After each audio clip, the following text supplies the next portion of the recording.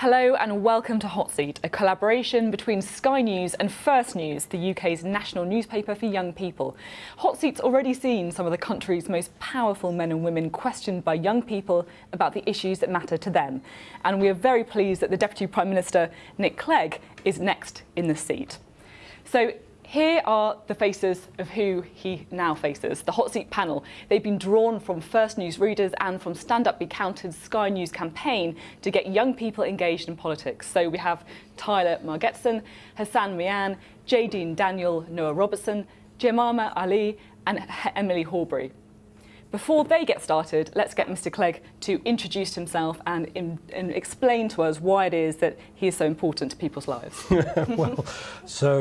I am a leader of one of the political parties, the Liberal Democrats, the Yellow Team, and I am also an MP, because in Sheffield, all MPs come from a particular part of the country. Sheffield Hallam is the name of my constituency.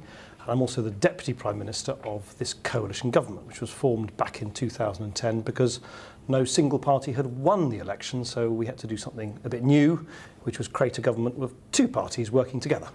Great. Well, let's get started. And Tyler, you've got the first question. You were the first party leader to take the hot seat. Why did you agree to do it? Because you asked me, and because I thought it'd be rude to say no, and because I think it's great that you've got involved, and the more that... how old are you? I'm 11. Oh, that's fantastic. I think that the fact that 10, 11, 12, 13-year-olds, like you, are interested in politics and want to ask questions and want to put people like me in the hot seat is just a great thing. Because even though you can't vote now, you will be able to vote in a few years' time. And the more people, think seriously about politics and work out why it matters, the better. Great. Next question from Hassan. In the general election, if you could use your one vote to vote for David Cameron or Ed Miliband, who would you choose? That's it.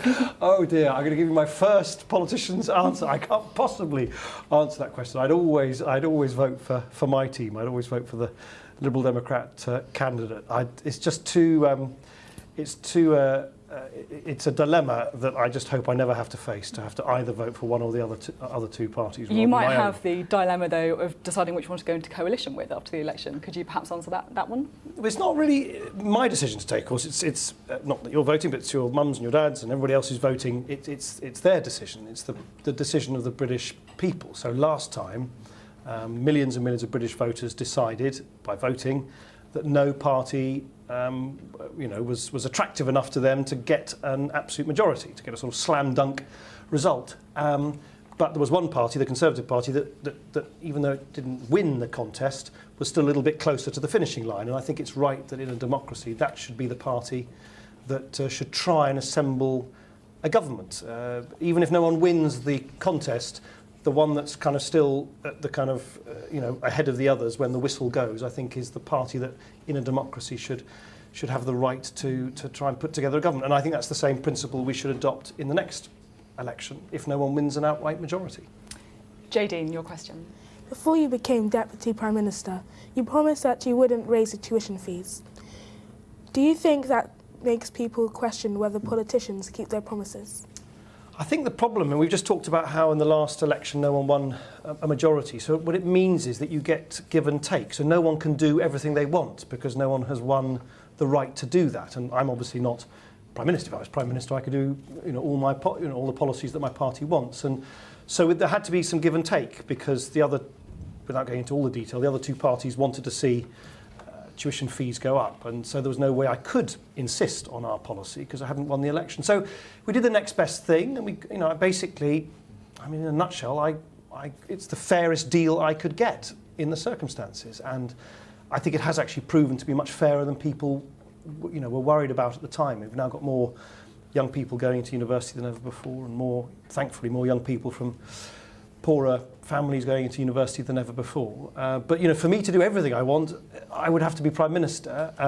As I say, other parties have had to, I'm not sure if David Cameron's coming here. He said no ifs, no buts, promise about immigration, which he hasn't delivered. And the Labour Party said they were going to end the boom and bust of the up and down in the economy. And they messed up on that. So in politics, just as in life, sometimes you can't do. You're just not in the you're just not in the circumstances to do exactly what you want. And then I think you need to do the next best thing, which is be open with people, like I'm trying to be open with you, that you then try and do the fairest thing that you can.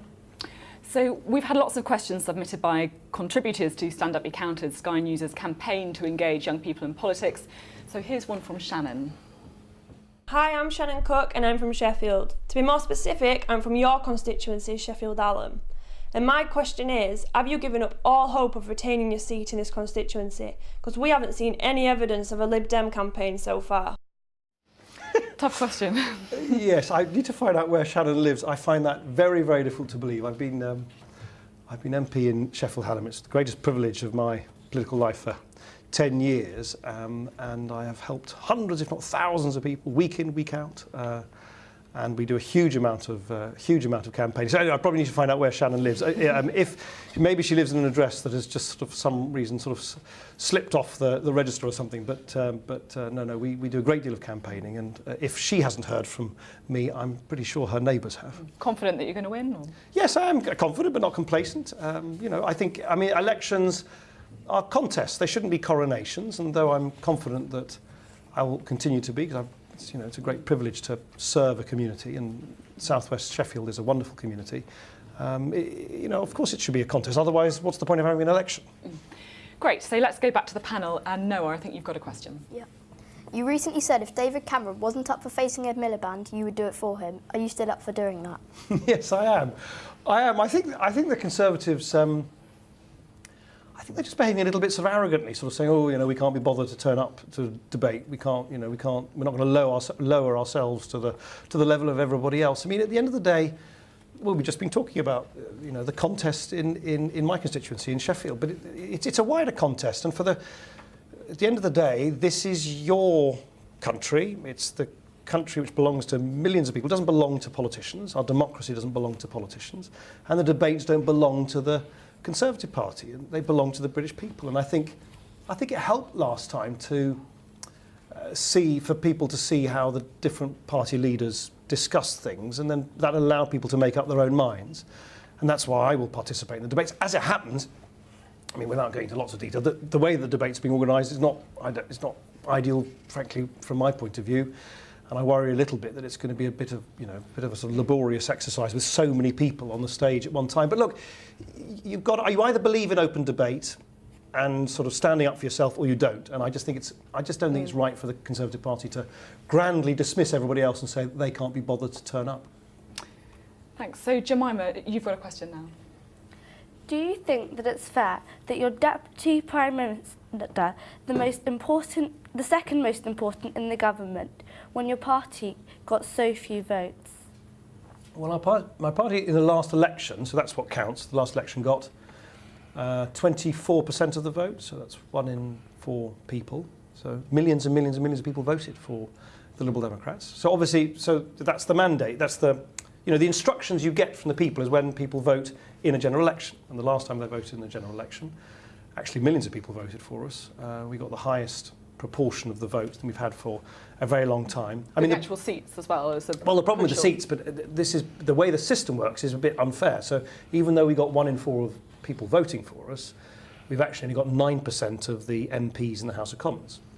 So that's a system I would like to change, because I think we should have a system where the number of seats, the number of MPs that parties have, more broadly is a reflection of how voters have voted. We don't have that at the moment, but actually in terms of the number of people who voted for us last time, it was a very big vote. Now since then, I'm not sure if maybe you're referring to that. Since then, of course, opinion polls have been less flattering to the Liberal Democrats for all the obvious reasons, because we've had to do some pretty difficult and in some cases quite unpopular things to fix the economy. But you in a parliamentary democracy, you abide by the judgment that was last made for the election in which you were elected. And the last time you were elected, millions of people voted for us. Emily, what about your question? I live in Watford and I go to a very happy, high-achieving, multicultural comprehensive school. I've been a bit worried about the news lately, and I would like everyone to get along no matter what their beliefs are. How could you make this happen? When you say worried about the news of sort of extremism and violence, no, I think that we live in quite uncertain times where particularly, but not exclusively, particularly through the internet. Some people, and unfortunately, a fairly sizable number of young people in our own country, in our own communities, can develop very kind of hateful and sometimes sort of violent kind of intentions because of what they read on the internet. And it's an ideology, it's a sort of set of ideas that sets people against each other and says that one religion is in a war against another and one country is in a war against another. And I agree with you. I think one of the things that makes our country so great, one of the things that clearly makes your school so great, is that even though lots of people come from lots of different places, different backgrounds, different religions, different, lots of differences, there are certain things we still believe in together. We believe in the rule of law. We believe in, non-violence. We believe in the equality between men and women. We believe in democracy. We believe in human rights. And I do think it's important at a time when lots of kind of nasty people are trying to pull people apart, that we remind ourselves, not least in how we talk to each other in classrooms, but also how we talk to each other in the living room, in the kitchen, around the kitchen table, that there's a lot more, or at least there should be a lot more, that keeps us together. So how do you believe that you could have prevented the 3 girls from joining ISIS? It's very difficult to know what anyone could have done, given that I think I'm right in saying that their families are as distressed and surprised as anyone else that they appear to have left Syria. So if your own mum and dad, your brother and your sister, I think I heard the sister of one of the girls on the radio saying she had absolutely no idea that her sister might be inclined to do that. And so I think what is going on in the internet, what people are reading in their bedroom, on their tablets, on their laptops, is quite important. Now, clearly as a government, we can't... You seem to have been blocking some of what the Conservatives would like to do, though, when it comes to monitoring communications data and so on. I mean, is that not... That's slightly different. So that's something called, what was dubbed the so-called Snoopers Charter, and that was a plan proposed by the Conservative Party, with whom I'm governing in government, where basically every single website you ever visit, any of you, and your mums and dads, in fact everybody across the whole country, millions and millions of people, visiting billions, trillions of websites, that everybody's records of the websites that they visited or what they do on social media, that a record of that will be kept for a year. And I just think, why should the websites that you visit over a course of a whole year, and I hope most of you are doing entirely innocent things on the internet, why should that be stored by somebody? And that's an important principle of the values I was talking about earlier. We're a society that believes in the distinction between innocence and guilt. We don't make people feel guilty who are doing nothing wrong, and we have to defend that principle. And here's the difficult thing. I suppose we could make ourselves all much safer by saying everybody has to be, behind closed doors in their own home at 9 o'clock in the evening. Crime would disappear, almost disappear.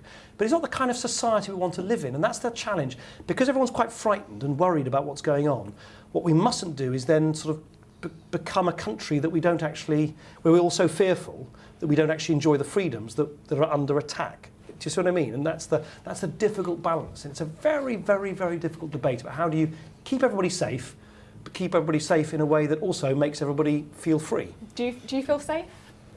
I think that I do, but I know that there's probably a lot of communities out there who don't.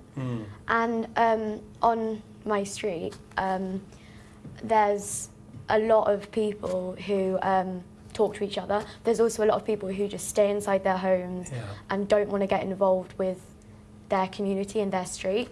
And it just feels frustrating how everyone just can't get along. Yeah, no, it is very frustrating. I'll tell you one thing, though. I'm really struck, I don't know whether you are, every time there's a big public event,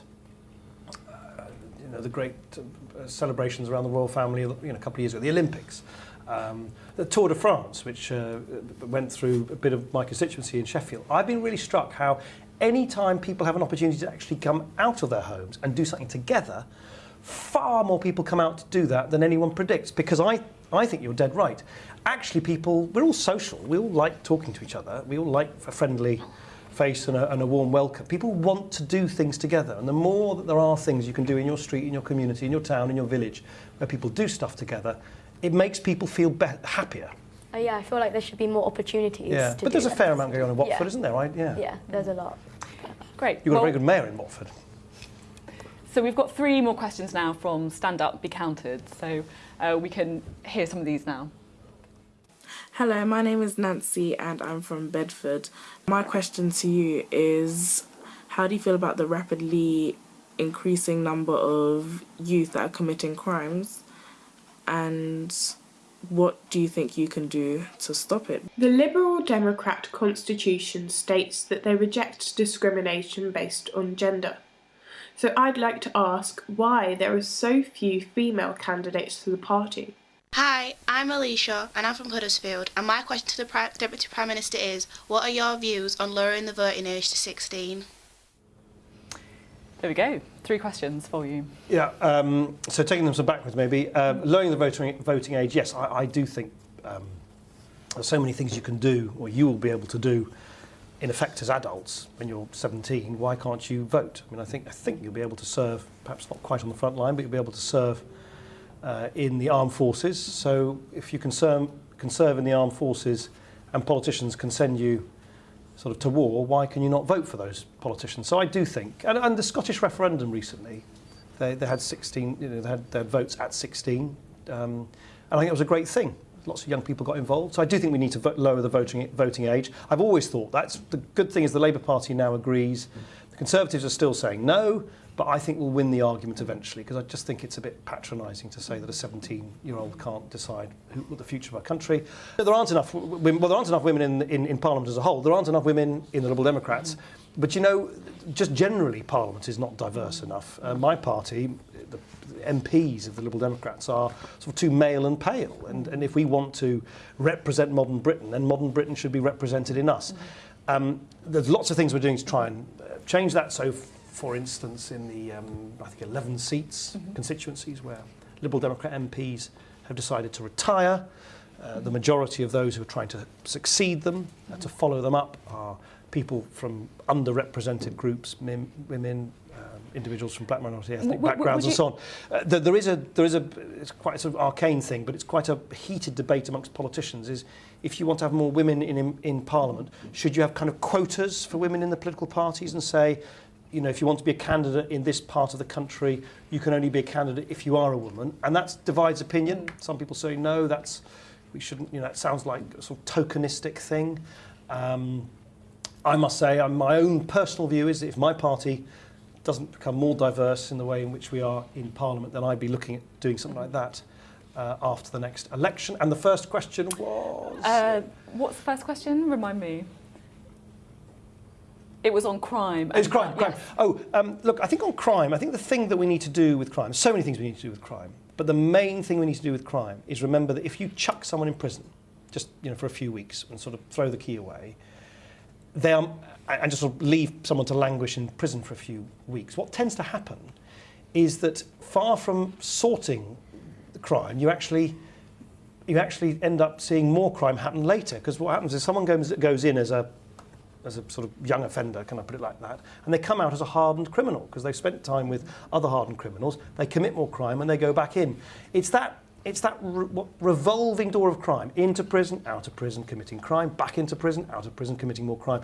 That's what we need to stop. And that's often, it's almost more important what you do both in prison, education and helping people to get back on the straight and narrow when they leave prison, but it's also making sure that people have got jobs, places to live in once they've left prison. And thankfully, that's now starting. So as prisoners now leave, literally the prison gates, they're going to be met, because of decisions this government's taken, they're going to be met by someone whose responsibility it is to help that prisoner or ex-prisoner to stay on the straight and narrow and not commit another crime. Great. So let's go back to the panel. Tyler, what's your next question? What sort of dad are you, and do you see enough for your children? Well, I'm a completely besotted dad. I have 3 adorable little children, 3 boys, 13, 10 and 6. And they mean absolutely everything to me. I mean, they are so much more important to me than anything I do in the office or in politics. And I try and keep them completely, and Miriam and I try and keep them completely out of the sort of public eye, so hopefully you won't see any photographs or anything. And we still live in the home that we lived in before I became Deputy Prime Minister, and they go to local schools, and they're all football crazy, and the 2 oldest ones are Arsenal fanatics, and I spend as much time as I can. My wife, Miriam, so I don't know whether your mum and dad both work, but my wife Miriam also works, so we have to juggle things. So we're constantly saying who's going to be putting them to bed tonight and who's going to be getting them ready to school on that day. And so I try and see them. I'm their dad, and I try and be sort of with them and every step of the way as much as I possibly can. Hassan, what's your next question? If you were on a desert island, which MP would you choose to take with you and why? What a superb question. What a superb question. Well, if I can just sort of exclude, I'll exclude sort of friends of mine, because I've got some fellow Liberal Democrats, like Danny Alexander and David Laws, who are sort of old friends of mine. But I think I'd probably pick, if it wasn't for, I'd pick a man called Ken Clarke, who's not from my party. He's from the Conservatives. He's a lot older than I am, but he's wonderful company. He has so many stories, and I could listen to his stories for a considerable amount of time, and I suspect we'd have a considerable amount of time on a desert island. Is that someone you could potentially work with as a leader of the Conservative Party? Him as a leader. I don't think he's even pretending he's going to be a leader. But no, he used to sit next to me in a table in Downing Street, where you have the meetings every week of the cabinet. And obviously he and I don't agree on everything because he's from a different party. But I think he's a very good-natured bloke and talks a lot of sense. Great, Jadine, you're next. What do you think of Nigel Farage? As a person, or well, his views, I obviously don't agree with his views. He seems, as a person, to be honest, I never try and be too kind of personal about other politicians, because I always think you can respect someone as an individual, slightly comes right back to your point, even if you disagree with their views. And what little I know of him as a person, he seems a fairly sort of kind of colourful character, so I've got nothing against him personally. I just think his views I just think it'd be disastrous for the country, for us as a country, and for you and for your generation, if we did what he wants. He wants us to basically kind of turn our back on the outside world and pull out of the EU and kind of sort of say, the rest of the world can go away. And you just in this day and age where people move from one country to another, and the jobs that hopefully you will be taking up when you're older will no doubt, or some of them will no doubt be jobs because people from other parts of the world have invested in offices and factories in this country. You can't cut yourself off from the rest of the world. You've got to be an open and generous-hearted country, and I think his vision is a bit sort of mean-spirited and sort of, lock the door and, go to the cliffs of Dover and put a poster up and say everybody else go home. I just it's not the kind of country I want my children to grow up in. So you're ruling out being in a coalition with UKIP? I'd never. In the same way, people ask me this about. There's a Scottish party called the SNP. You may have heard of, and I always say, look, in the same way that I'd never put UKIP and Nigel Farage in charge of Europe because he wants to pull it apart, I wouldn't put the SNP in charge of our country because they want to pull it apart as well. So it's just not going to happen. Noah, you're next. You've been in the news lately saying that drugs should be decriminalised. Don't you think this gives a bad impression to young people and might encourage them to take them? No, I don't. I think the reverse, and let me try and explain. So first thing is, drugs are really, really bad. They are harmful. There's nothing good about taking drugs which harm your health. So the question is not, are they harmful? Of course they are. Of course they are. Some are more harmful than others, but, it's how do you reduce the harm? And I think locking people up behind bars, we talked earlier about prison, who need treatment. They need treatment. They need help to get off the drugs, and letting the criminals who sold them the drugs in the first place and are getting very rich to kind of walk scot-free it should be exactly the way around. We should be putting the criminals behind bars and giving the people who've got, maybe they made terrible mistakes in their lives and the rest of it, and who are harming their health, they need treatment. And that's all I'm saying. And of course, if you do the other way around, if you lock up the people who need treatment and let the people who need to be locked up to go, to walk free, all you're going to do is just allow the criminals to get richer and the drug addicts to not get better and not to get the treatment they need. So that's why I think you need a different approach. And what frustrates me on this is that it's a very good example of people talking terribly tough war on drugs and all the rest of it, and you know, and then everyone goes, oh, absolutely. But the evidence shows that the war on drugs isn't working. You've got more and more people, in fact, more and more younger people getting sort of hooked onto drugs. You've got the criminal bosses getting richer and richer and richer. And I just have this old-fashioned view that if something isn't working, do something different, which might be better. OK, Jemima, it's your question next. The Welsh Assembly decided not to ban smacking last week. Do you smack your children, and do you think it should be against the law? I don't smack my children, but having said that, it's quite, of course, by the way, there are laws to stop anyone, parents or anyone else, being violent to a child. Of course, we need to protect you, we need to protect everyone from, you know, being hurt and people, you know, being violent towards each other.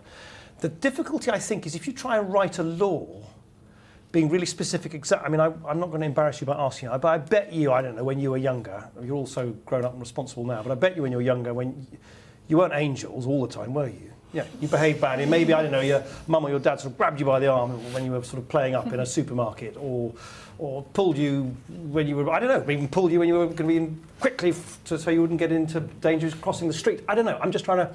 The idea that parents don't touch their children, and sometimes, you know, touch them a little bit kind of, a bit, you know, with a bit of frustration or even anger.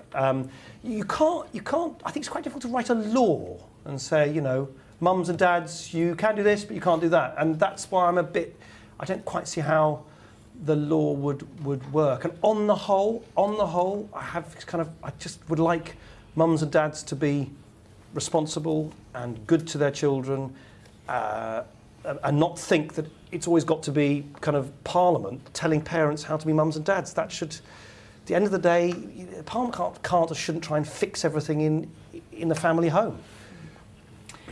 Emily, your question now. Is there a lot of stress being in the government? If so, how do you relax in your spare time? I suppose that I think there's a lot of stress in lots of jobs, and at the end of the day, it's a massive, you know, it's a massive privilege for me to do what I'm doing. So no, I'm sure there are lots of other jobs which are just as, if not much more stressful. What do I? Well, I love sports. I love watching and playing sports. Play a lot of football with my children. I love reading. I always read a book, particularly late at night. And do you know what? I suppose I'm very lucky in the sense that I've got lots of friends and family who they don't regard me as Nick Clegg, the Deputy Prime Minister. I'm just Nick to them, and so I spend time with them, and they couldn't really care what I do between 9 and 5, and so I like to think that I keep my feet, or at least they keep my feet fairly planted on the ground, and that sort of helps me deal with all these sort of ups and downs and stresses and strains of the job. Right, we're going to have a quick fire round of questions now. Oh, so dear. These are the ones which always goes horribly wrong. If you try and keep your answers as short as you can, I will. That would be great. Tyler. What is your biggest regret in politics? My biggest regret? Not being Prime Minister. Hassan? What would you like to be remembered for? For putting the country kind of sort of pulling the country back from the brink. I think we were in a really, really dangerous place 5 years ago, and we're now not. JD. How do you feel about being in a coalition government with a party that has completely different ideas to yours? It's as you imagine. You work with people who you don't agree with, but you try and work together because that's what's best for the country. And I suspect, how can I put it this? I'm sure you've got people in your class who you sit next to, you don't particularly agree with, but you can still just rub along. Noah, what's your question? You told our editor you'd be rubbish at maths questions but are good at spelling. So how do you spell accommodation? ACCOMMODATION. Yeah. Relief. What's the next question? Can you give us an exclusive story? Excuse me. The last film I saw was Big Hero 6, and it was brilliant. Have you seen it? Yeah. Isn't it great? You liked it? Is that exclusive enough? Yeah, come on. That would just about pass. Emily, what's your question? The cost of transport, housing and living are rising above wages. What could you do to make sure that living in the UK is more affordable?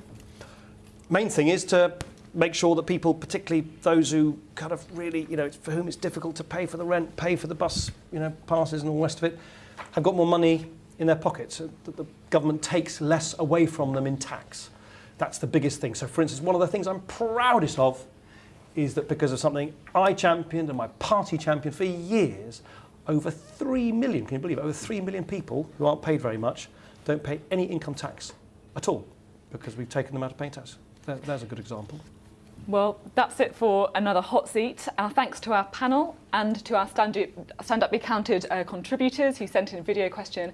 And of course, thank you to the Deputy Prime Minister, Nick Clegg, as well. Thank you.